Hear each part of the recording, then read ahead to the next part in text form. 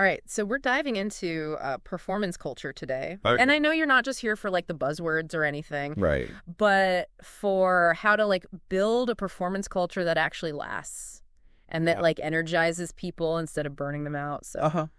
You got some really diverse sources here. okay. Book excerpts, articles. We even got some internal company stuff and personal notes. Oh, wow. Some even in Swedish. Ooh, a little international intrigue. Yeah, so we're going to be weaving together quite a few perspectives here. That's awesome. But seriously, this whole performance culture thing, it seems like everyone wants it. Right. But is everyone even picturing the same thing? Yeah, that's a good question. Like, where do we even start? Well, one of the Swedish pieces really hit the nail on the head. Okay. It's not about squeezing every last drop out of people, Okay. but it's about taking advantage of the ability and potential that already exists. I see. So it's about removing the obstacles to great work, Okay. not creating new pressures. So if we like imagine a workplace where everyone's genuinely engaged, empowered to do their best, that's the target. Exactly. And what's fascinating is that the Swedish sources, Yeah. they emphasize both engagement and e-performance. Not one or the other, but both together. Yeah. It makes sense. Yeah. You can't really have one without the other, can you? You can't know. Yeah. But here's a sobering stat. Gallup's latest data shows only 16% of Swedes Oh, wow. are engaged at work. 16%. That's pretty low. Yeah, think about the impact of that. Oh, yeah. Disengaged employees mean customer service suffers, productivity drops, and ultimately, revenue takes a hit. Yeah. It makes this a lot more than just a feel-good HR topic then. It does. But why? Why do you think engagement is such a struggle? Well, one of the sources had this great quote. Okay. It said, most people want to do good things, Okay. and preferably together with others. Okay.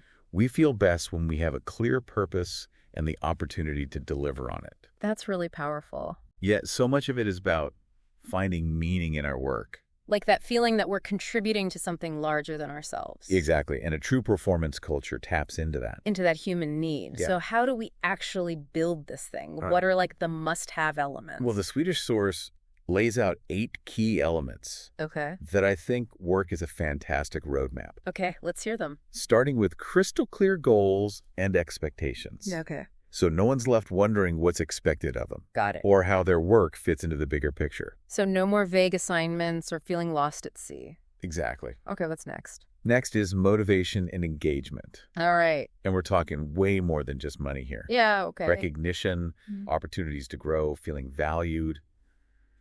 Those are the real drivers. It's that sense of being part of a team, Yeah, knowing your contributions matter. right. And then there's measurement and transparency, Okay. regularly tracking progress, sharing results openly, celebrating what works, learning from what doesn't. Yeah, transparency is huge for building trust, isn't it? Absolutely. And keeping everyone aligned. What else? Then we have continuous improvement. Okay. So it's not about reaching some finish line, Mm-hmm.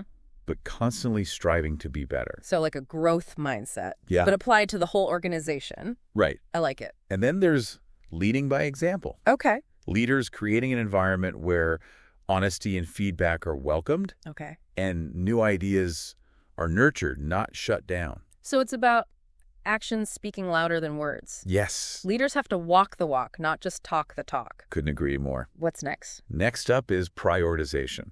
Okay. Ruthlessly focusing on what truly matters Right. and cutting out the busy work. Oh, learning to say no. Yes, So important when everyone's overloaded with demands. it is. Okay, what are we at? What are the last two? Okay, so we have innovation, fostering an environment where experimentation and thinking outside the box Yeah. are encouraged. Okay. And finally, values alignment, Okay. when everyone's guided by the same values. Yeah. It's like having a compass for decisions and behavior. Everyone moving in the same direction, guided by those same principles. Exactly. Seems like a solid foundation, right? It really is. But let's zoom in on the role of leadership. Okay. Because it's critical to making all this work. Leaders set the tone, right? Right. And create the environment where these elements can actually come to life. Exactly. Jack Welch, the legendary CEO of GE, Oh, yeah. he's a great example. Okay. His focus was on speed, simplicity, and self-confidence. I see. And he embedded those values throughout the organization Oh, okay. through clear leadership expectations, performance management, and targeted training programs. So it's not just about setting goals and crossing your fingers. Right. It's about actively shaping the culture to support those goals. Right. And he also recognized that leadership doesn't just live at the top. No, it doesn't. It has to be present at all levels. Especially where employees interact directly with customers. Yeah, that makes sense. And we have a case study here Okay. from a financial services company that overhauled their entire sales force Wow. to become more customer-centric. Okay. And as a result, crushed their financial targets. What's so interesting about that example? Well, they were laser-focused on a few key things. Okay. First, aligning everyone on their strategy and how they were segmenting their customer base. Okay. Then ensuring clear roles across all departments. Uh-huh. So everyone knew their responsibilities and how they fit into the big picture. I see. And they were upfront about their priorities. Okay. Financial strength, market leadership, and staying ahead of the tech curve. So very deliberate. Yeah. No room for ambiguity. Exactly. And they made a point of emphasizing simplicity, Okay. speed, and agility in all their processes and designs. A good reminder that simplicity can be a superpower, Yeah, especially in a large organization. it can. So they had a clear strategy, strong leadership.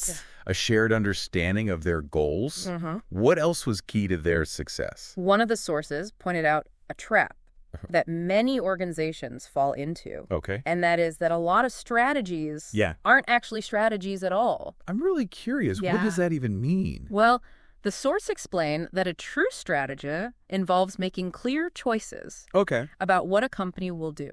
Right. And just as importantly, what it won't do. So it's about making tough decisions. Yes. And sticking to them. And not trying to be all things to all people. Yeah. Okay, I got it. And we have a perfect example of this. Okay. Remember Hornby Railways, Wrigley. the British toy company Okay. that was on the brink of collapse? Yeah. Refresh my memory. What happened? They staged a dramatic turnaround Oh. by making 3 very clear choices. Okay. What were they? Focusing on perfectly scaled models Okay. instead of just toys, Okay. targeting adult collectors instead of children. And tapping into a wave of nostalgia. So very specific. Yeah. A laser-focused approach. And it worked. It worked. Big time. Wow. This simple, well-defined strategy was easy to communicate, Uh-huh. and it resonated with their employees. Okay. Their share price skyrocketed. Wow. Talk about a compelling case for clarity and focus. It is. But it raises a good question. Okay. What about the people executing the strategy? Uh-huh. How do you get everyone on board Yeah. and moving in the same direction? That's where things get even more interesting. Okay, I'm listening. One of the sources challenges this idea that strategy execution is purely top-down. Okay. They highlight something called bottom-up internal experiment and selection processes. Okay, we're getting into some pretty heady strategic territory here. We are. Break that down for me. Okay. What does that mean in plain English? It means that while you need a clear direction from leadership, Like Hornby's 3 choices. yeah, like that, Okay. you also need to create space for bottom-up initiatives Uh-huh. and experimentation within that framework. So give people the freedom to try new things Yeah. and see what sticks Nah. without losing sight of the overall direction. Exactly. And a great example of this is Intel and the Pentium processor. Okay. Their top-down strategy was to be at the forefront of semiconductor technology. Okay. But they fostered a culture where teams were encouraged to experiment Okay. and come up with innovative ways to achieve that goal. So they set the vision, but they didn't micromanage every step. Exactly. And that's a key takeaway for leaders. What is? Design systems that allow for the natural selection of successful initiatives Okay. rather than trying to control every decision. Create the conditions for organic growth and innovation. Exactly. Makes sense. Yeah, But let's be real, change can be tough. it can. How do you actually get people to break old habits Yeah. and embrace these new ways of working? You're hitting on a major point. Okay. One of the sources acknowledges that the biggest hurdle in implementing any new strategy Uh-huh. is overcoming those ingrained habits. We're creatures of habit, Yeah, and organizations can really get stuck in their ways. they can. So how do we break free? Well, the source offers a few practical tips. Okay. First, take on challenging projects Okay. that force people to learn new skills and ways of thinking. Push people outside their comfort zones. Right, where the real learning happens. Okay, I like it. Another suggestion is to shake things up Okay. by reorganizing teams. Okay. This breaks down silos Uh-huh. and exposes people to new perspectives and ways of working. For some cross-pollination of ideas and approaches. Exactly. I like it. What's the last one? The last one is to build a culture of regularly questioning the status quo.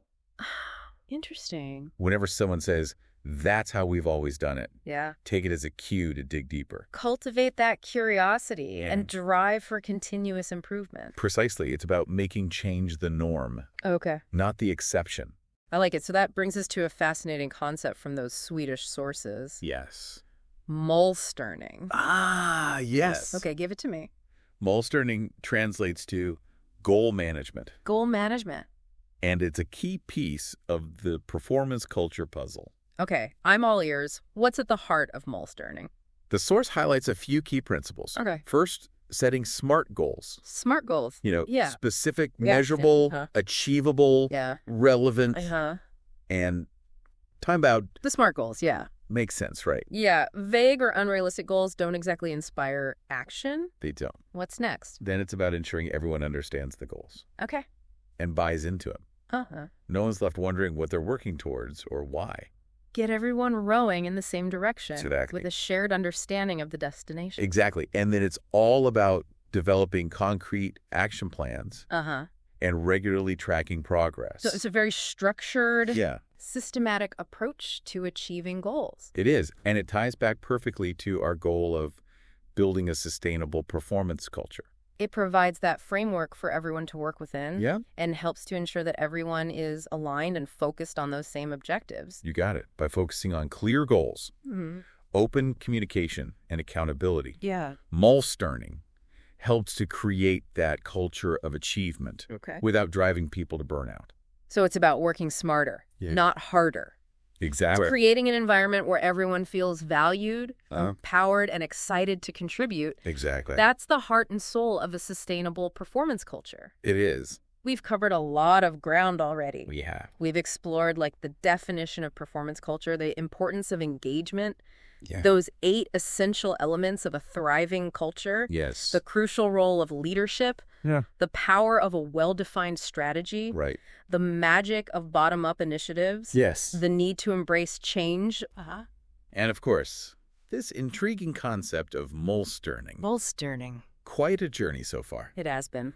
But there's another layer we need to explore. Yo, there is. The human side of performance culture. Okay. We've talked about the big picture stuff. Yeah. But what about the experience of the individual within a performance culture? Yeah. How do we ensure people are not only performing well, but also thriving?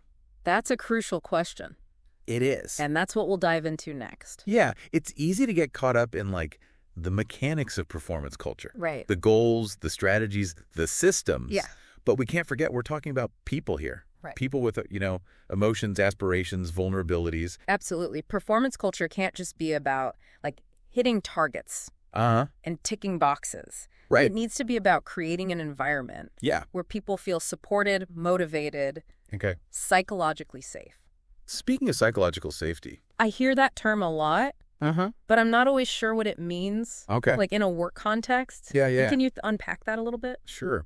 Psychological safety is the feeling that you can speak up Okay. with ideas, questions, concerns, or even mistakes Okay. without fear of being punished or humiliated. So it's that sense of being able to be yourself. Yeah. To take risks without worrying about negative consequences. Exactly. And the research is really clear on this. Okay. Psychological safety is essential for high performance. That makes sense. Yeah. If people are afraid to speak their minds or share their ideas, Right. you're missing out on a ton of potential A ton. for innovation and creativity. Yeah. And it can lead to a culture of fear and silence Oh, I see. where problems fester and Uh-huh. mistakes get swept under the rug. Which is like the opposite of what you want. Exactly. In a healthy performance culture, Yeah. you want people to feel comfortable raising issues, suggesting solutions, learning from their mistakes. Exactly. And that's where leadership plays such a crucial role. Okay, so how can leaders actually cultivate this psychological safety within their teams? Well, first and foremost, they need to model it themselves. Okay. They have to be open to feedback, Yeah. willing to admit their own mistakes, Hmm. and create a space where it's okay to disagree or challenge the status quo. So leading by example. Exactly. So it's like we talked about earlier. Yeah, leaders also need to actively encourage open communication Okay. and create opportunities for people to share their ideas and concerns. So like regular team meetings, brainstorming sessions, that sort of thing. Yes, But it's more than just having meetings. Okay. It's about cultivating a culture where people feel comfortable going to their leader or their colleagues with any issue, big or small. It's about building that genuine trust and rapport. Exactly. Leaders can also foster psychological safety by acknowledging and rewarding contributions. Okay. Even if they don't immediately lead to success. So celebrating effort and learning, not just outcomes. Exactly. Because if people are constantly worried about failing, they're less likely to take risks and try new things. Right. And that stifles innovation and growth. So psychological safety is all about creating that environment where people feel safe to be themselves. Yes. To experiment, to fail, to learn. And it sounds like it's really crucial for building a truly sustainable performance culture. Couldn't agree more. Now let's shift gears a bit. Okay. And think about the impact of performance culture on individual well-being. This is something I'm particularly interested in. Because as much as we want these high-performing teams, it shouldn't come at the cost of people's mental and emotional health. Exactly. And there's a potential dark side to performance culture that we can't ignore if it's not handled carefully. It can absolutely lead to stress, burnout, and even anxiety and depression. That's a sobering thought. It is. So what are some of the warning signs then? Okay. That a performance culture might be becoming toxic? One major red flag is an excessive focus on individual achievement. Really? Where competition becomes cutthroat and collaboration is discouraged. So it's every person for themselves instead of working together towards a shared goal. Exactly. Another warning sign is a culture of overwork. Okay. Where people are expected to be constantly available and putting in long hours. That always-on mentality, which is incredibly draining It is. And unsustainable in the long run. It really is. And it often leads to a lack of work-life balance. Yeah. Which can negatively impact people's personal relationships, their health, and their overall well-being. So it sounds like it's essential to be aware of these potential downsides. Yes. And be proactive about mitigating those risks. Absolutely. And one way to do that is to prioritize creating a culture of support and well-being. What does that look like in practice? Yeah. Give me some concrete examples. Well, it starts with acknowledging that people have lives outside of work. Okay. And encouraging them to prioritize their own well-being. So things like encouraging people to take breaks. Yeah. To use their vacation time, to set boundaries between work and personal time. Exactly. And it also means providing resources and support for employees who are struggling with stress, burnout, or other mental health challenges. So like access to counseling, employee assistance programs, or even just having a manager who's a good listener, who creates that space where people feel comfortable sharing their struggles. Right. It's also important to create a culture where it's okay to talk about mental health and seek help without feeling stigmatized or judged. That's so important. It is. Mental health should be treated with the same care and concern as physical health. Absolutely. And so by creating this culture of support and well-being, we can ensure that a performance culture doesn't come at the expense of people's health and happiness. You got it. Okay, so we've talked about the importance of psychological safety, creating a supportive culture focused on well-being. What other factors contribute to a healthy and sustainable performance culture? Well, one crucial factor is a sense of purpose and meaning. We touched on this earlier. We did. But it's worth reiterating. People need to feel like their work matters, that they're contributing to something bigger than themselves. Exactly. And that's why it's so important for organizations to have a clear mission and values that resonate with their employees. So it's not just about profits or hitting business targets. It's about having a positive impact on the world. Exactly. And when people feel connected to a purpose, they tend to be more engaged, more motivated, and more resilient when they face challenges. It gives them a sense of why behind their work. Yes. Which can be incredibly powerful. Absolutely. Another important factor is growth and development. That came up in our discussion of those 8 key elements. It did. People need to feel like they're learning, growing, and advancing in their careers. Precisely. And that's why organizations need to provide opportunities for professional development. Whether it's through formal training, mentorship programs, or just giving people challenging assignments that push them outside their comfort zone. So investing in people and helping them reach their full potential. Exactly. When people feel like they're growing and developing, they're more likely to be engaged, productive, and committed to the organization. Okay, so to recap, we've talked about the importance of psychological safety, creating a supportive culture focused on well-being, finding a sense of purpose and meaning in work, prioritizing growth and development. These all seem like essential ingredients for creating a truly sustainable performance culture. They absolutely are, but there's one more piece of the puzzle we haven't discussed yet. What is it? Recognition and reward. Everyone loves a little recognition and reward, right? Of course. But it's not just about handing out bonuses or plaques. It's about acknowledging and appreciating people's contributions in a way that is meaningful and motivating. I'm all ears. What are some effective ways to do that? Okay, well, first and foremost, it has to be timely and specific. Okay. Don't wait until the end of the year to offer a generic good job. Right. Recognize and reward contributions as they happen. Okay. And be specific about what you're appreciating. So instead of like a bland good job, so you might say, I really appreciated how you handled that difficult client situation. Yes. Your calm demeanor and problem-solving skills really saved the day. Exactly. Okay, I like it. Right. And you need to personalize recognition and rewards. Okay. What motivates one person might not motivate another. Yeah, that's true. Some people might thrive on public acknowledgement, while others might prefer a quiet thank you note or a small, thoughtful gift. Right. It's about getting to know your team members as individuals and understanding what makes them tick. And it seems like it's also important to align recognition and rewards with the organization's values and goals. Absolutely. You want to reinforce the behaviors and outcomes that are most important to the organization's success. So if collaboration is a core value, you might want to reward team achievements or initiatives that foster collaboration. Exactly. By being thoughtful and intentional about recognition and rewards, you can create a culture where people feel valued, appreciated, and motivated to do their best work. Wow, we've covered a lot of ground. We have. We've talked about the importance of psychological safety, cultivating a supportive and well-being focused culture.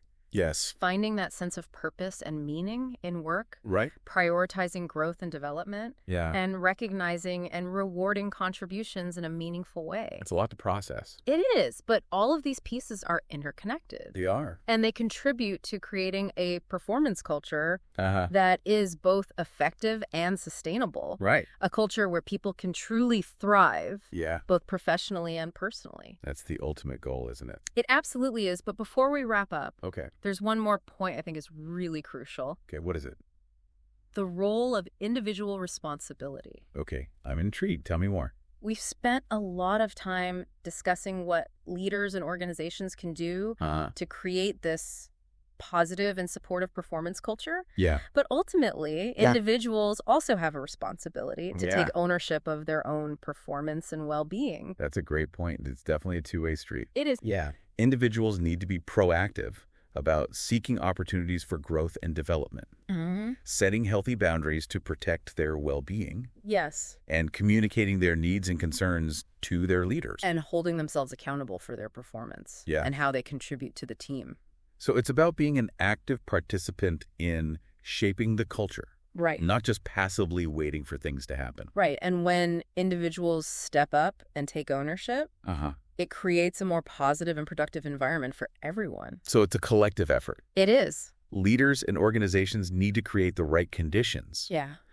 But individuals also need to step up and play their part in shaping the culture. Absolutely. And when everyone's working together towards a shared goal with a sense of shared responsibility, that's when the magic happens. This deep dive has been incredibly insightful. Oh, good. We've explored so many facets of performance culture. We have. From defining it.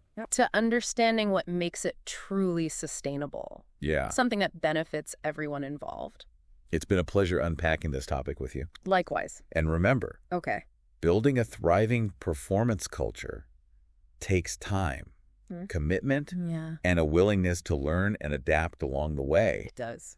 But with a shared understanding of the key principles and a commitment to working together, any organization can create a work environment where people can truly thrive. So we ended last time talking about trust, right? Yeah. As the bedrock of a sustainable performance culture. But how do we actually build trust? It feels so intangible. Like you can't just force it to happen. You're right. Trust is one of those things that we feel. Yeah. But it can be hard to really put your finger on exactly what it is or how to create it. Right. And yet it's absolutely essential. Yeah. Not just for performance culture, but for any healthy organization. Because without trust, you're always working with this like undercurrent of uncertainty. Yeah. Maybe even suspicion. It's true. And it makes real openness and collaboration almost impossible. Exactly. So how do we build this elusive trust? Yeah, good question. It starts with leadership. Okay. Leaders have to be trustworthy themselves. Okay. Honest, transparent, reliable. They need to walk the walk, not just talk the talk.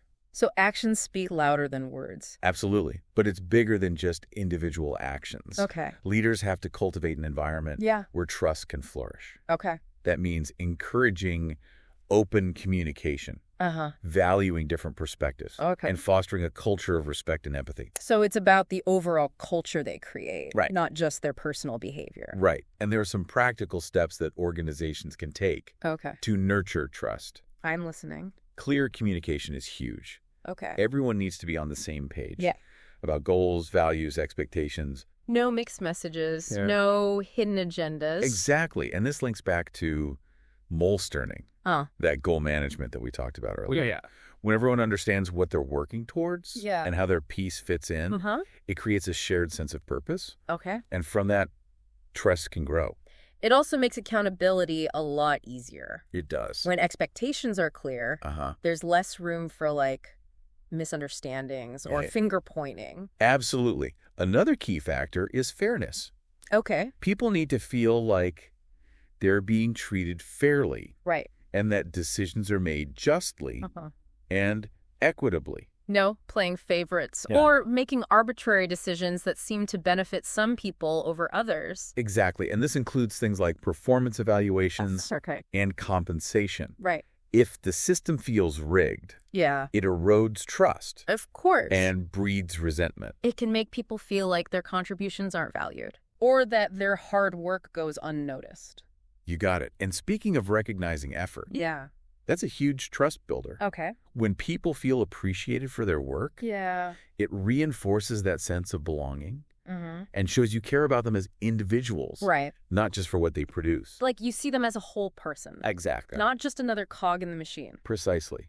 And it doesn't require grand gestures. Okay. A simple thank you, a handwritten note, or public acknowledgement of someone's efforts can make a big difference. It's that genuine appreciation behind it that really matters. Absolutely. And lastly, we can't forget that trust is a two-way street. Right. Leaders must be trustworthy, but individuals contribute to it as well. So what does that look like in our day-to-day interactions? Well, it's about being reliable. Okay. Keeping your commitments. Being honest in your communication. Okay. And treating colleagues with respect. Right, right. It also means being willing to admit when you've made a mistake. Yeah. And taking ownership of your actions. So accountability and integrity. Yeah. The individual side of the trust equation. Exactly. And when everyone is committed to being trustworthy, it creates a positive feedback loop. Okay. That strengthens the whole organization. So building trust is this conscious, continuous effort from all sides. Yeah, it's not something that just magically appears. It takes work. It takes attention and intentionality. Right. But the payoff is huge. Okay. High trust means open communication, effective collaboration, thriving innovation, and engaged, motivated people. It just works. It just works. It's that secret sauce that makes a sustainable performance culture truly sustainable. It's definitely essential. Yeah.